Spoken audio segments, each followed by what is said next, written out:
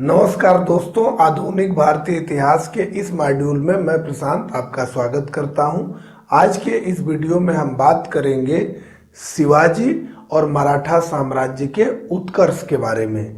हम ये देखना चाहेंगे कि किस प्रकार से साधारण किसानों के एक समूह ने शिवाजी के नेतृत्व में एक साम्राज्य की स्थापना की, जो कि पेशवाओं के अधीन भारत के एक बड़े भूभाग पर फैला और जिसके बारे में उस समय कहा जाने लगा कि मराठा साम्राज्य अटक से लेकर के कटक तक फैला है। तो इन सारी चीजों को आज के इस लेक्चर में हम डिस्कस करेंगे।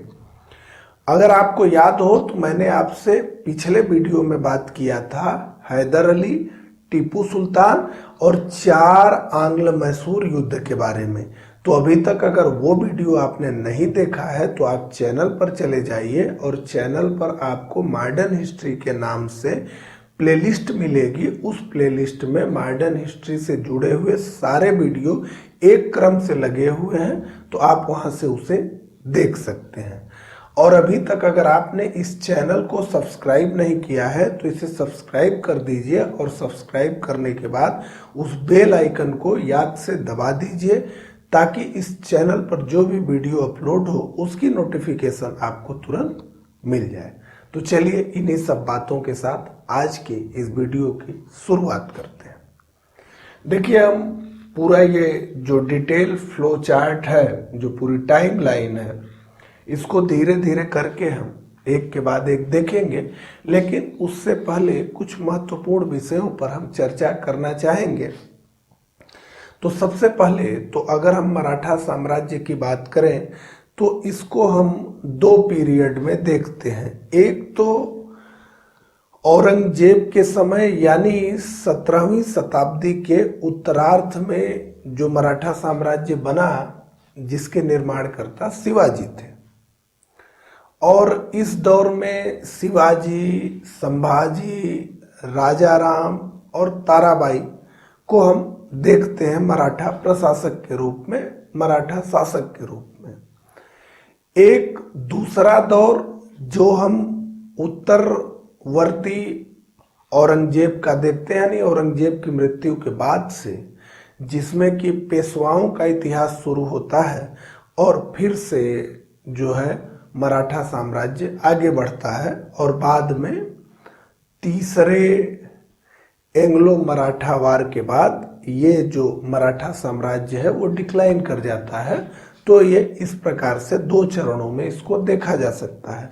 अब सबसे पहले तो ये जो शब्द है मराठी, इसका हम अर्थ समझेंगे और धीरे धीरे आगे बढ़ेंगे। कहा जाता है कि ये जो मराठी शब्द है ये निकला राठी शब्द से। राठी का मतलब होता है रथ चलाने वाले, तो बाद में रथ चलाने और बनाने वालों के समूह को मराठी कहा गया। और जिस प्रकार से हम मराठी शब्द को देखें तो उसका जो अर्थ लगाया जाता है वो ये कि महाराष्ट्र के जो निवासी हैं, महाराष्ट्र की सीमा में जो रहने वाले लोग हैं, उनको मराठी कहा गया। ठीक है, तो महाराष्ट्र के सीमा में रहने वाले सभी लोगों को मराठी कहा गया, वो जाति, धर्म और इन सब चीजों से ऊपर जाकर के। तो हम सबसे पहले बात ये करना चाहेंगे कि ये जो मराठा उत्कर्ष शुरू हुआ शिवाजी के समय में, ये किन परिस्थितियों में हुआ, यानी उनके पीछे कौन कौन से कारक काम कर रहे थे, ताकि हमको जो है बातें समझ में आए। मान लीजिए चार्ट पर तो हम अभी आएंगे। तो देखिए, विभिन्न इतिहासकार अपने विभिन्न वक्तव्य देते हैं, लेकिन जो ठोस बातें मानी जाती हैं वो ये कि पहला तो महाराष्ट्र की भौगोलिक स्थिति, हम बारी बारी से सबकी बात करेंगे। उसके अलावा औरंगजेब का जो पूरा हिंदू विरोधी अभियान चल रहा था, जिसने हिंदुओं के अंदर एक जागरण पैदा कर दी, इसके अलावा जो भक्ति आंदोलन पूरे जोर पर था और महाराष्ट्र में तो काफी उसका प्रसार हुआ जो है, तो वो जो धार्मिक संत थे और उन्होंने जिस प्रकार से समाज के एकीकरण की बात की, ऊंच नीच को मिटाने की बात की, जाति पाति से ऊपर उठने की बात की और एक धर्म महाराष्ट्र धर्म की बात की, इसने भी जो है इनके एकीकरण में बहुत अहम रोल प्ले किया। अब ये संत हम जानते हैं कि इसमें से तुकाराम जी, रामदास जो कि शिवाजी के धार्मिक गुरु थे और जिन्होंने किताब लिखी कर्मबोध, उसके अलावा वामन पंडित और एकनाथ जी जैसे ये धर्म के प्रचारक थे, गुरु थे। देखिए, अब सबसे पहले तो हमने बात किया महाराष्ट्र का जो भौगोलिक स्थिति, उसके बारे में बात करते हैं।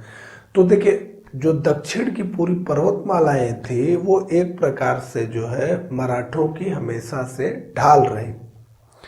जो महाराष्ट्र का प्रदेश है इसमें वर्षा कम होती है और पूरा क्षेत्र पहाड़ी है, जिसमें कि कृषि भी बहुत अच्छी नहीं होती है, वर्षा भी कम होती है। तो कहने का मतलब यह है कि ज्यादा परिश्रम करना और कम पाना आउटपुट, ये मराठों ने देखा था और इसलिए वो बहुत परिश्रमी थे। अब कम परिश्रम से उनको कुछ मिलने वाला नहीं था क्योंकि भौगोलिक स्थितियां इस तरह की थी, तो ज्यादा परिश्रम करना और कम प्राप्त करना ये उनको मिला था और इसलिए वो ज्यादा से ज्यादा परिश्रमी हुए ताकि जो है अपने जीवन यापन को वो चला सके। जीवन की कठिनाइयां ज्यादा थी। मैं अगर बात करूं, ये पूरा जो है गंगा का मैदान उस तरह का वो इलाका नहीं था और कहीं न कहीं इन परिस्थितियों ने मराठों में आत्मविश्वास और कर्म का बोध बढ़ाया, जो आगे जाकर के उनके बहुत काम आया। ये जो पूरा पर्वतों का क्षेत्र था और ये जो पूरा पश्चिमी घाट में बीच बीच में से जो कटे हुए पर्वतों के समूह थे, ये इनके लिए प्राकृतिक दुर्गों का काम करते थे और चूंकि ये यहीं के निवासी थे तो इन पूरे प्रदेश से ये परिचित थे। जबकि घने जंगलों में जब मुगल सेनाएं जाती थी या फिर बीजापुर की सेनाएं जाती थी तो वो एक प्रकार से अपने को असहाय महसूस करती हैं। एक इतिहासकार ने लिखा कि जिन रास्तों पर मराठे अपना घोड़ा दौड़ा लेते थे उन रास्तों पर मुगलों को पैदल चलने में दिक्कत होती थी। तो इस प्रकार का जो ये पूरा प्राकृतिक आवरण मिला था मराठों को, उन्होंने बड़ी मदद की मराठों के साम्राज्य विस्तारीकरण में और इसीलिए कहीं न कहीं छापा मार की जो युद्ध नीति थी शिवाजी की वो सफल हो पाई, ये भौगोलिक स्थिति के कारण। दूसरी बात मैंने आपसे जो कि औरंगजेब के हिंदू विरोधी अभियानों की, तो उसके बारे में बहुत ज्यादा बोलने की जरूरत नहीं है, कई वीडियो में हम बात कर चुके हैं और वैसे भी कोई ऐसा व्यक्ति होगा नहीं जो कि न जानता हो। हालांकि उसकी जो प्रतिक्रिया हुई वो पूरे भारत में ही हो रही थी, उसी प्रकार से मराठों में हुई। तो एक जो है धार्मिक एकीकरण की भावना भी महाराष्ट्र के निवासियों में आई, क्योंकि दिल्ली का जो मुगल शासक था औरंगजेब, वो जबरिया धर्मांतरण करा रहा था, उसके बारे में आप लोग जानते हैं। तीसरी बात हमने जो की वो ये कि भक्ति आंदोलन के दौरान जो संतों की बात हुई और उसी समय वो जो संस्कृत के साहित्य थे, जो अन्य भाषाओं के साहित्य थे, वो मराठी भाषा में अनुवाद होने लगे और मराठी भाषा में ही पद्य और रचनाएं जो है बनने लगी और वो घरों घरों में गाई जाने लगी, जिससे भी जिसमें वो संतों का, आचार्यों का उपदेश होता था और उसने भी बहुत मदद की मराठी एकता को बढ़ाने में। एक चीज अगर आपको याद हो, जब मैं हैदर अली और आंग्ल मैसूर युद्ध पढ़ा रहा था तो मैंने वहां आपसे दो साम्राज्य की बहुत कम देर में बात की थी, एक तो विजयनगर और एक बहमनी। मैंने बताया था कि बहमनी 5 टुकड़ों में टूटा था, गोलकुंडा, बरार, बीदर, अहमदनगर और बीजापुर।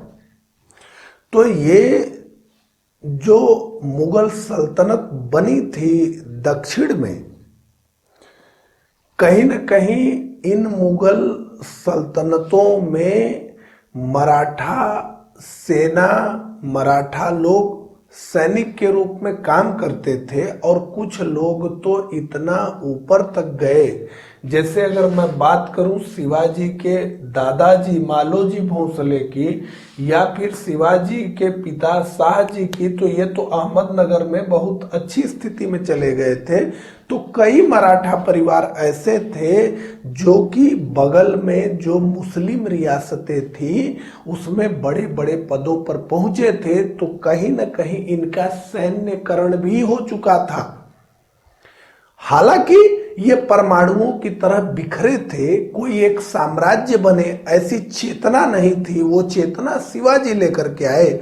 लेकिन युद्ध लड़ना, ये सारी कला धीरे धीरे ये सीख गए थे उन मुस्लिम रियासतों में काम करके, बस उनका एकीकरण करना था। तो इन सब परिस्थितियों में मराठा साम्राज्य का जो है एक बनना तय हो रहा था। और इन सब कारणों के साथ एक कारण जो सबसे प्रभावी हुआ वो ये कि शिवाजी का व्यक्तित्व, जिन्हें महाराष्ट्र में करिश्माई जादूगर के तरह लोगों ने देखा और जिनके को लगता था कि वो बड़े से बड़े जो है कार्य को भी चुटकियों में कर सकते हैं और लोगों को ये विश्वास होने लगा था कि ये ईश्वर के पुत्र हैं, इस तरह की जो भावना हुई और जिस प्रकार के संगठनकर्ता शिवाजी हुए, उन्होंने इन सारी भावनाओं को मिलाते हुए एक मराठा साम्राज्य की स्थापना जो है महाराष्ट्र में कर दी। हालांकि ये बातें इतनी आसान नहीं, शिवाजी के कार्य कई गुना बढ़े। तो अब आते हैं इस चार्ट पे, बहुत बात हो गई, तबीयत काफी खराब है और चीजें जो है रिकॉल करने में बड़ा मुश्किल हो रहा है आज मुझे। तो शिवाजी के दादा मालोजी भोसले को अहमदनगर से पूना की जागीर और चाकन का किला मिला। देखिए ये पॉइंट जो है हमको बात करनी है शिवाजी के विषय में, लेकिन ये पॉइंट बहुत महत्वपूर्ण इसलिए है क्योंकि इसी को मराठा साम्राज्य का प्रारंभिक बिंदु माना जाता है। कब की ये मुगल हमला हुआ था, ये अकबर का काल था, उसमें अहमदनगर यहाँ निजाम शाही शासन था, उसकी तरफ से बड़ी वीरता से मालोजी भोसले लड़े थे और उस जो कार्य था मालोजी भोसले का, उसके बदले में इनको उपहार स्वरूप पूना की जागीर और चाकन का किला मिला था। इसे ही माना जाता है मराठा साम्राज्य का प्रारंभिक बिंदु।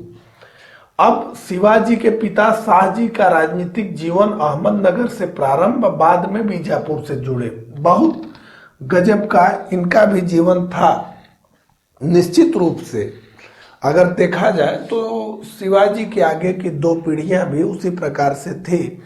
शाहजी अहमदनगर से शुरू हुए, अब अपने पिता के उत्तराधिकारी बन करके, फिर बाद में ये बीजापुर के आदिल शाही से जुड़े, बीच में फिर शाहजहां से जुड़े, फिर ऐसे इनका जो है चलता रहा और बहुत से कार्य इन्होंने भी किए। लेकिन अब चूंकि हम आज शिवाजी को देखना चाहेंगे और इसलिए हम इतने में ही स्किप करेंगे।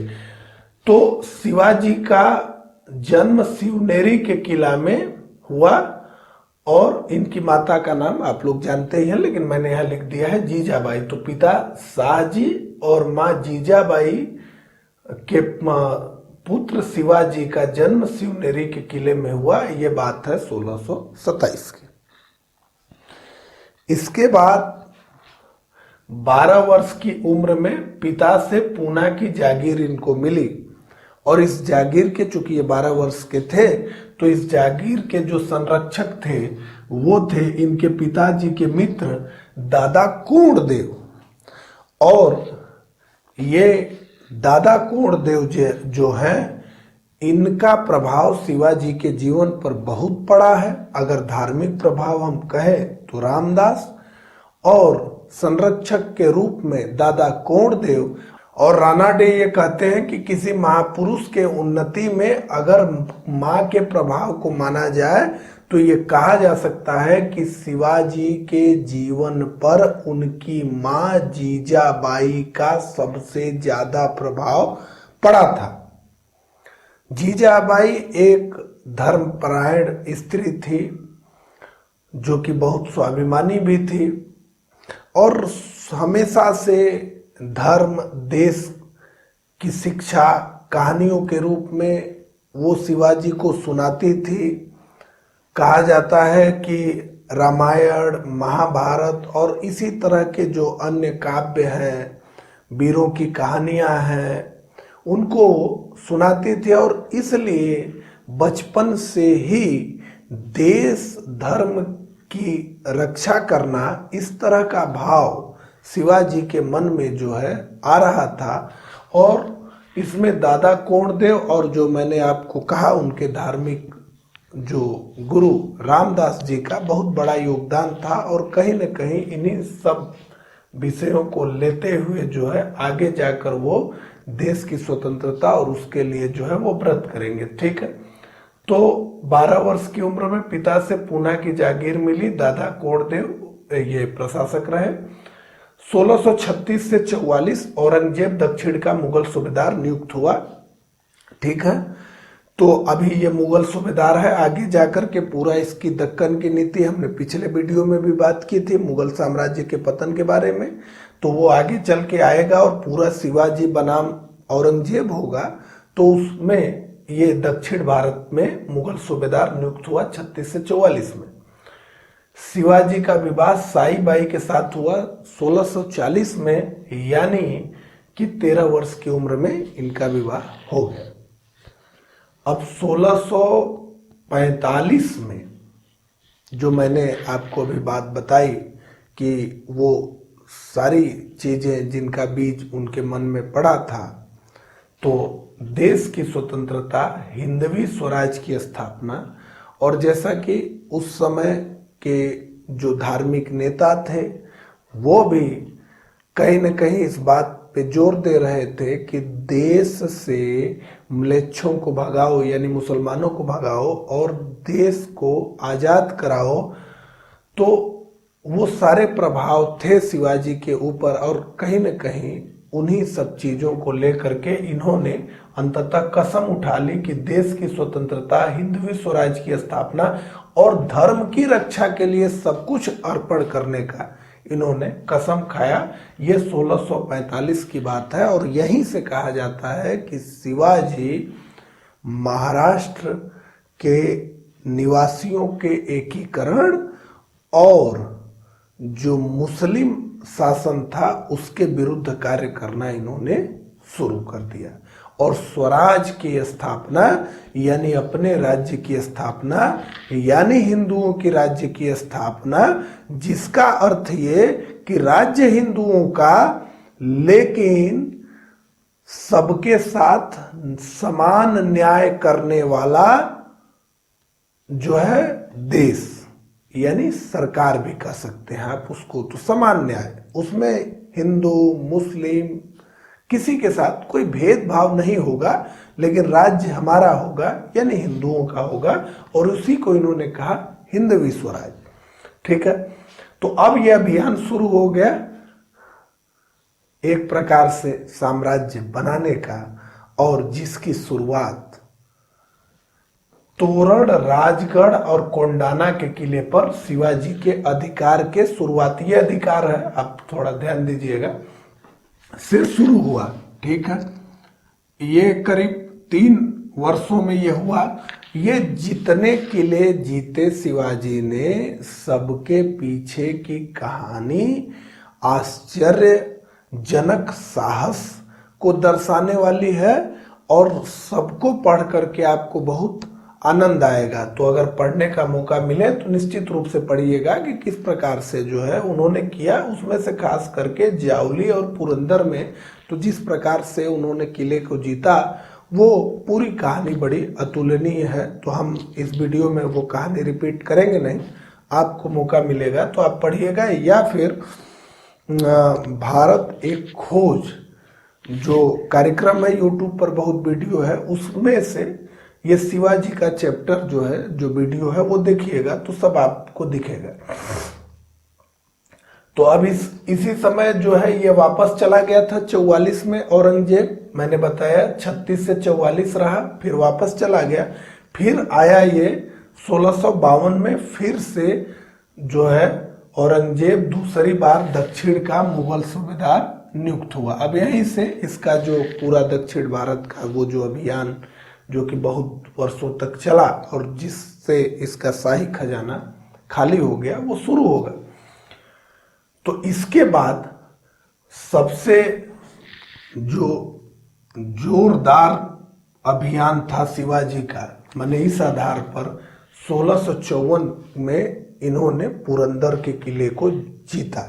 यहाँ नीलोजी नीलकंठ जो है किलेदार थे, उनको जो है हरा करके ये जीते। और फिर 1656 में इन्होंने जावली को जीता। जावली में चंद्रराव मौर्य किलेदार थे। और किस प्रकार से ये आदिल शाही, तो ये जो किले थे ये आदिल शाही के अधीन थे। अब ये देखिए, अभी तक ये सारी चीजें जब चल रही थी तो शिवाजी के कार्यों पर सबका बहुत ध्यान नहीं था कि ठीक है वो सारी चीजें हैं, और कुछ उसमें से ये लोग तर्क भी देते थे, अभी किसी का ध्यान नहीं गया था आदिल, और किसी का मतलब खासकर वहां आदिल शाही यानी बीजापुर, तो उसका ध्यान नहीं गया था। लेकिन यहाँ से फिर पुरंदर और जावली के बाद तो फाइनली आदिल शाही का ध्यान इनके ऊपर आया कि अरे ये तो धीरे धीरे काफी किलों को जीतता जा रहा है और कहीं ना कहीं ये आदिल शाही को चुनौती दे रहा है। लेकिन हुआ ये कि इस समय तक जो है ये जो औरंगजेब था ये बीजापुर पर जो है आक्रमण कर रहा था, और कहीं ना कहीं जो बीजापुर का राज्य था यानी जहां आदिल शाही थी वो लोग औरंगजेब से संघर्ष करने में परेशान थे, और इसलिए शिवाजी अपना काम कर रहे थे आसानी से। यानी कहने का मतलब है कि बीच बीच में शिवाजी आदिल शाही की घंटी बजा दे रहे थे, लेकिन आदिल शाही को वो घंटी सुनाई इसलिए नहीं दे रही थी कि औरंगजेब आदिल शाही के ऊपर डमरू बजा रहा था। ठीक है, वो युद्ध का मामला। तो फिर इसके बाद 1657 में कोंकण क्षेत्र का विजय इन्होंने किया, कल्याण, भिवंडी और माहुली पर अधिकार कर लिया। तो अब कुल मिला जुला करके एक बड़े क्षेत्र पर जो है इन्होंने अपना शासन किया, और कई किले इनके अधिकार में आ गए, आप अगर वहां से देखेंगे। अब इसी दौरान कहा जाता है कि आदिल शाही से एकदम प्रत्यक्ष जो सामना हुआ वो ये कि आदिल शाही के कारवां पर इन्होंने लगातार लूटपाट की 1657 से 59 तक। लेकिन जैसा कि मैंने आपको बताया कि आदिल शाही उधर व्यस्त थी औरंगजेब से, और इसलिए आदिल शाही कुछ कर नहीं पाई और शिवाजी। तो अब इतने दिन के बाद ये 46 से अभियान शुरू करके जो है शिवाजी अब जाकर के इस स्थिति में आए कि बीजापुर के आदिल शाही को ये चुनौती देने लगे सामने खड़े होकर। हालांकि बाद में इनको जंगल में ही चले जाना है और फिर छापा मार ही, लेकिन सीधे सीधे इन्होंने चुनौती दी। और अब इनका भी नाम लोगों को पता चलने लगा कि एक व्यक्ति है शिवाजी जो कि आदिल शाही को चुनौती दे रहा है। देखिए, इन्होंने जिन परिस्थितियों में इस मराठा साम्राज्य को खड़ा किया है, निश्चित रूप से उस पर घंटों बोला जा सकता है। और ये अदम्य साहस का कार्य था क्योंकि अगर हम मुगलों की बात करें तो जैसा कि आप जानते हैं कि औरंगजेब का जो साम्राज्य था वो मुगलों में सबसे बड़ा था, और जो बीजापुर था, अहमदनगर था, ये सब भी बड़े बड़े मुस्लिम राज्य थे, और उनके सामने शिवाजी की इस समय तक कोई स्थिति नहीं थी। अभी हम आगे बढ़ेंगे तो उसको हम समझेंगे। तो आदिल शाही के कारवां पर लगातार हमला किया, लेकिन आदिल शाही प्रतिरोध नहीं कर पाई। लेकिन फाइनली जो है 1657 में औरंगजेब भागा दिल्ली इसलिए कि शाहजहां इसका पिता बीमार हो गया। और जैसा कि मैंने आपको बार बार ये बताया है कि मुगलों में उत्तराधिकार का कोई नियम नहीं था, और इसलिए जब भी राजा मरता था तो युद्ध होता था। तो इसको लगा कि पिता बीमार हो गया है तो अब मैं भागूं वहां, नहीं तो पता नहीं मर जाए, और जब वो मर जाए मैं दक्षिण में हूं तो कोई दिल्ली में राजा बन जाए मेरा भाई, तो इसलिए भागा ये। तो जब ये भागा तो आदिल शाही आजाद हुई, मतलब इसके दबाव से। और अब उसने ये तय किया कि शिवाजी का बहुत देर से घंटी बजा रहा था, अब इनसे जो है मिला जाए शिवाजी से। शिवाजी के हाथों अफजल खां की हत्या। अब इस पूरी स्टोरी को सुनिए। तो आदिल शाही का एक सरदार जो कि बहुत लंबा और चौड़ा था और राक्षस के समान था, कहा जाता है, कुछ लोग कहते हैं कि 10,000 की सेना लेकर के, कुछ लोग कहते हैं कि 20,000 की सेना लेकर के वो शिवाजी से मुकाबला करने जो है आगे बढ़ा। उसको यह आदेश था या तो जिंदा पकड़ के लाओ या तो मुर्दा पकड़ के लाओ, लेकिन लाना है। और वो पूरे घमंड में चला कि शिवाजी मेरे सामने क्या है। और निश्चित रूप से शिवाजी की उस समय तक वो स्थिति नहीं थी। तो अफजल खान गया, अफजल खान ने डेरा डाला, शिवाजी जंगल में चले गए जो, और फिर यहां से दूत गए जिनका नाम था कृष्णजी भास्कर। ये अफजल खान ने भेजा दूत, कृष्णजी भास्कर एक ब्राह्मण थे। तो वो गए, तो उनसे शिवाजी ने, कहा जाता है कि मंदिर में भेंट की। और जब मंदिर में भेंट की तो कृष्णजी भास्कर ने शिवाजी से कहा कि आप माफी मांग लीजिए आदिल शाही से, यानी अफजल खान से, और आपने जो भी पीछे किया है वो सब माफ हो जाएगा, संधि हो जाएगी। लेकिन देखिए शिवाजी के बारे में थोड़ी बात हम कर लें, फिर हम इस पे आए। देखिए शिवाजी एक बहुत साहसिक योद्धा थे, और शेर भी शर्मा जाए इस तरह का साहस था उनके पास, और बुद्धि भी गजब की थी। परिस्थितियों के साथ जिस प्रकार से तालमेल बिठा करके वो अपने बुद्धि का प्रयोग कर लेते हैं, वो गुण बिरलों के पास है। और सैन्य विज्ञान के तो वो पंडित थे, और छापा मार युद्ध प्रणाली के तो वो प्रणेता थे। तो वहां पर इन्होंने कृष्णजी भास्कर से कहा कि आप जो भी बोल रहे हैं वो ये समझ करके बोलिएगा कि आप मंदिर में बैठे हैं, और इसलिए आप सत्य बताइए कि अफजल खां की मनसा क्या है, जो आप कह रहे हैं वो, या फिर कुछ हिडन। तो उन्होंने कहा कि अब मैं आदिल शाही का नमक खाया हूं तो मैं विश्वासघात नहीं करूंगा। तो कहे कि बस इतना बता दीजिए कि उनकी मनसा ठीक है या नहीं ठीक है। तो कृष्णजी भास्कर ने कहा कि अफजल की मनसा ठीक नहीं है। और यही मौका था जो शिवाजी को लगा, और शिवाजी ने अब ये नाटक करना शुरू कर दिया कि मैं तो अफजल खान से डर गया हूं, मैं मैदान में जाकर के मिलूंगा ही नहीं शिवाजी से, और सॉरी अफजल से, और अब अफजल ही आए जंगल में, मैं डर रहा हूं और मैं अकेले मिलना चाहता हूं, मुझे डर है उनकी इतनी बड़ी सेना देख करके। तो अफजल प्रसन्न हो गया कि डर रहा है तो ये मिलने के लिए आया। तो अफजल का पूरा वो मनसा था कि इनकी हत्या करनी है, तो मजबूत था भी, उसने सोचा कि गले लगा करके, लेकिन अब वो शिवाजी थे और बनक कहते थे, वो हाथ में पहना जाता था और ऐसे हाथ मुट्ठी बंद करने पर वो छुपा रहता था, उसी से उसका पूरा पेट उन्होंने फाड़ डाला और पेट उसका फटा।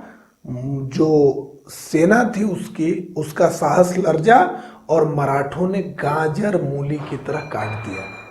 कहा जाता है कि 10,000 1,000 के आसपास जो है मराठे सैनिक थे और वो 10-20 हजार को उन्होंने काट दिया।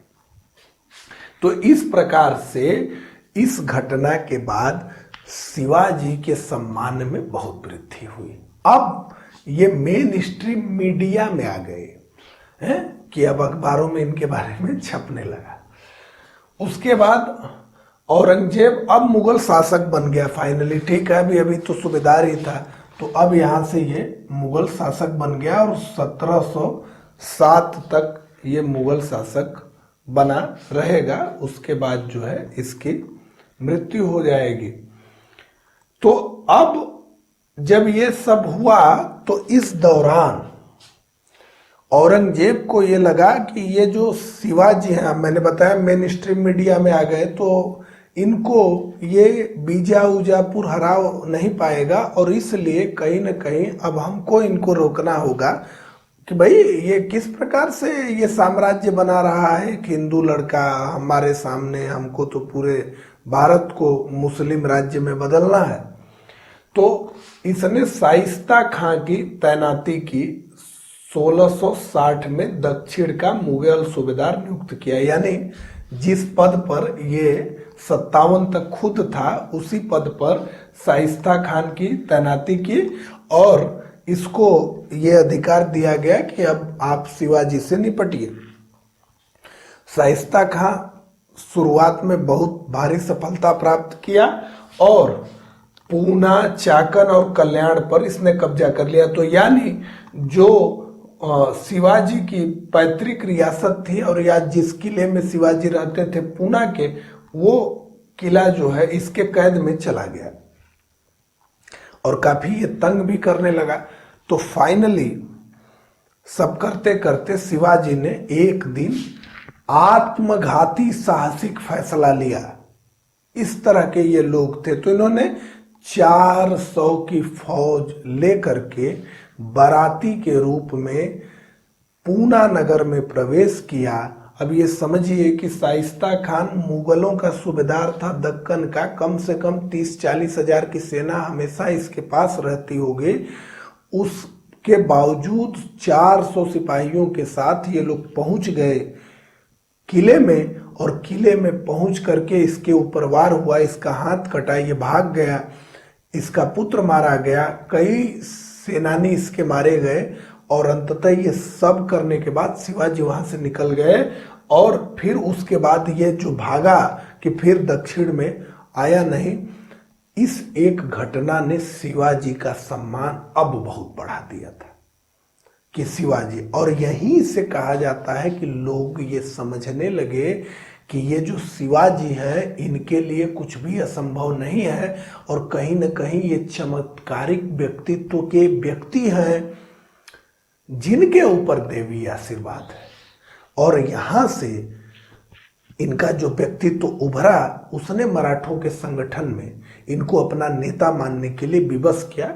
ये बहुत महत्वपूर्ण, ये साहस पूरा जो इन्होंने दिखाया, ये दाम सहित वसूल हो गया, यानी मराठा साम्राज्य बनाने में।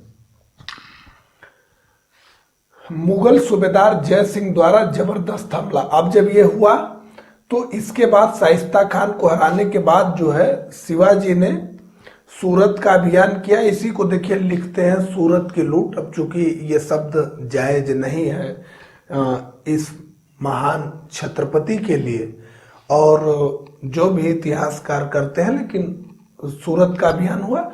उसके बाद मुगल सूबेदार जय सिंह आया। अब वो छत्री जय सिंह को भेजा गया कि अब न शाइस्ता खान से संभल रहे हैं न तो यहां संभल रहे हैं, तो अब जय सिंह आया शिवाजी के विरुद्ध।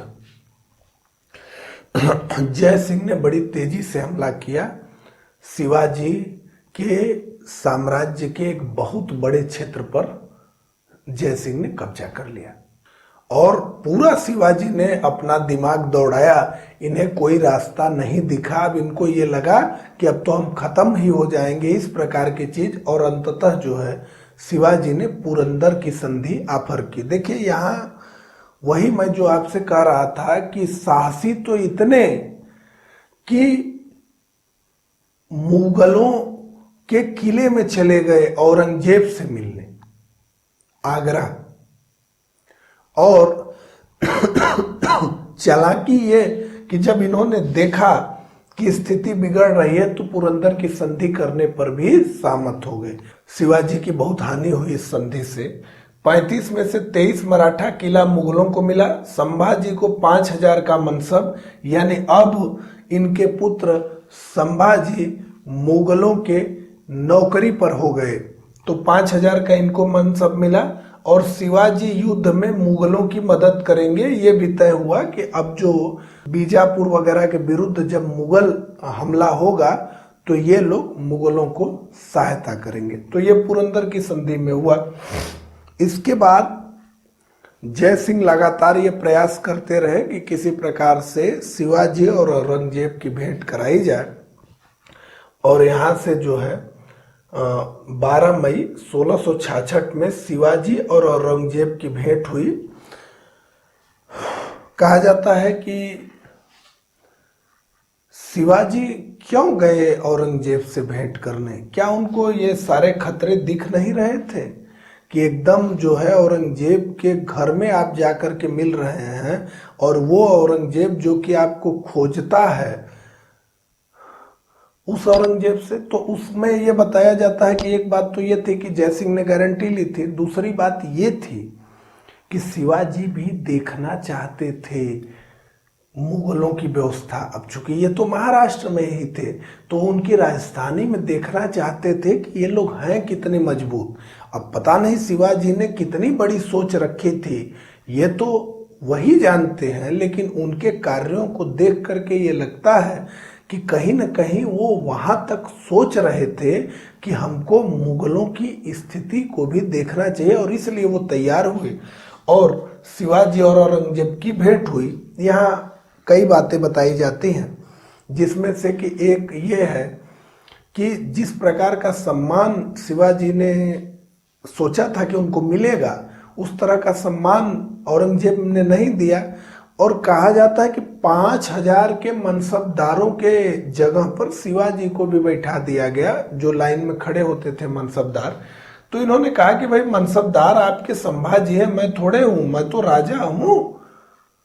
तो इस तरह की चीजें और इसको लेकर के इनको अपमान महसूस हुआ और तू मैं औरंगजेब से और शिवाजी से हुआ, जिससे कि वो काफी क्रोधित हो गया और स्थिति ये बन गई कि इनकी हत्या हो सकती थी। लेकिन चूंकि जय सिंह के पुत्र राम सिंह के गारंटी पर ये थे वहां और इसलिए ऐसा नहीं हुआ, लेकिन इनको कैद कर दिया गया। और फिर किस प्रकार से आगरे के किले से टोकरी में बैठकर निकले वो कहानी मुझे आपको बताने की जरूरत नहीं है। तो वहां से जब निकले तो शिवाजी बहुत आक्रामक स्थिति में आ गए और एक के बाद एक कई जीत इन्होंने की। और इसी दौरान 1671 में सलहेर के युद्ध में मुगलों को हराया। तो अगर आपको लिखना होगा तो इसी चार्ट के बीच में लिख लीजिएगा, एक बॉक्स और बना लीजिएगा। तो सलहेर के युद्ध में उन्होंने हराया और अब तक अधिकतर महाराष्ट्र पर शिवाजी का अधिकार हो गया।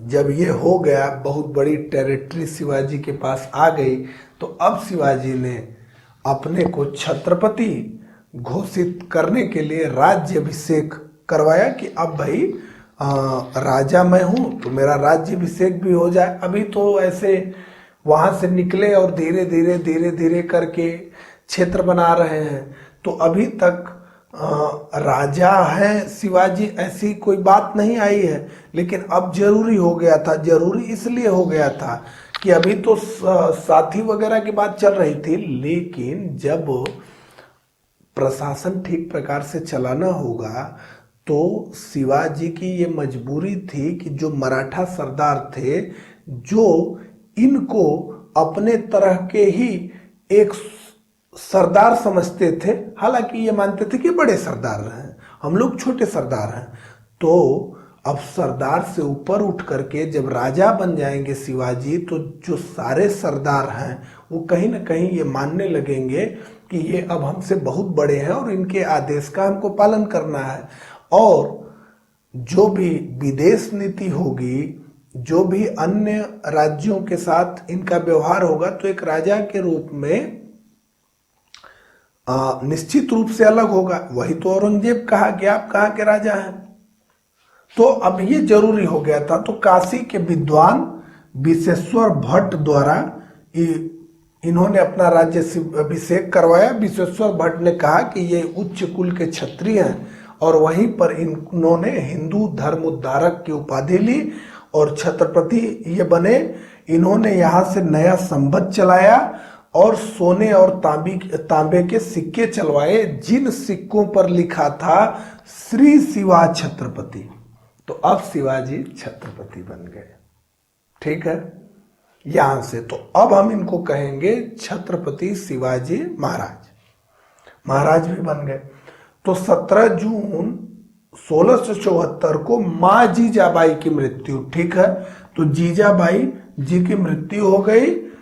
अतः दूसरी बार तांत्रिक तरीके से पुनः 24 सितंबर 1674 को इनका फिर से राज्याभिषेक हुआ। ठीक है, तो अब अपने जीवन के जो अंतिम अभियान इन्होंने किया वो था एलबर्गा 1676 का और जिंजी 1678 का। ठीक है, 1680 में शिवाजी की मृत्यु हो गई। तो इस प्रकार से ये पूरा जो है, जो टाइम लाइन है, उसमें हमने एक एक घटनाओं को देखा और समझा। तो एक बार फिर से अगर हम रिकॉल कर ले तो शिवाजी के दादा मालोजी भोसले को तो यहाँ से ये माना गया मराठा साम्राज्य का प्रारंभिक बिंदु, ये शाह जी का, फिर शिवाजी का जन्म, उसके बाद किस प्रकार से इन्होंने देश की स्वतंत्रता और हिंदवी स्वराज की स्थापना की बात की।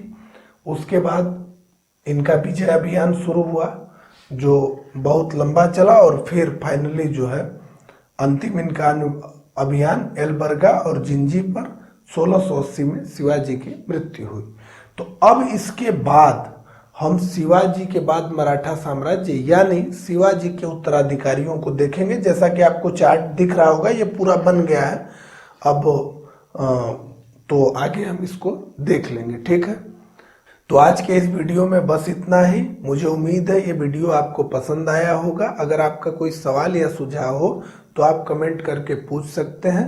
तो फिर मिलते हैं अगले लेक्चर में, तब तक के लिए नमस्कार।